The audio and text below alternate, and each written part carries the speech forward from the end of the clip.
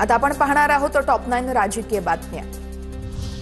पाकिस्तानमध्ये युद्धविरामावरती चर्चा होणं भारतासाठी लाजिरवाणी गोष्ट आहे। ट्रम्प पाकिस्तानचे आभार मानत असतील तर भारताचा चपराक आहे, भारतालाही मोठी चपराक आहे।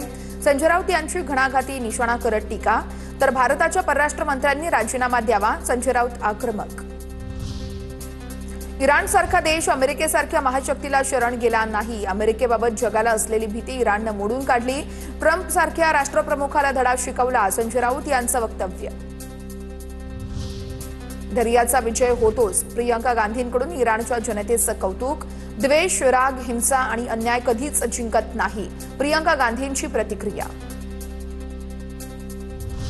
बारामती पोटनिवडणुकीसाठी आतापर्यंत 53 अर्ज दाखल केले।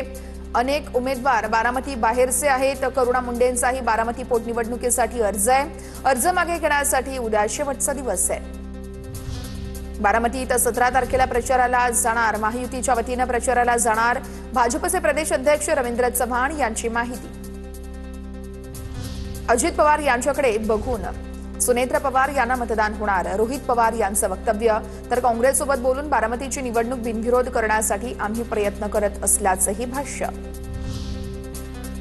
पटेलांच्या तिरोडा येथील सभेतील बॅनरवर अजितदादांचा फोटो नाही, विकास लवांडेंची पोस्ट।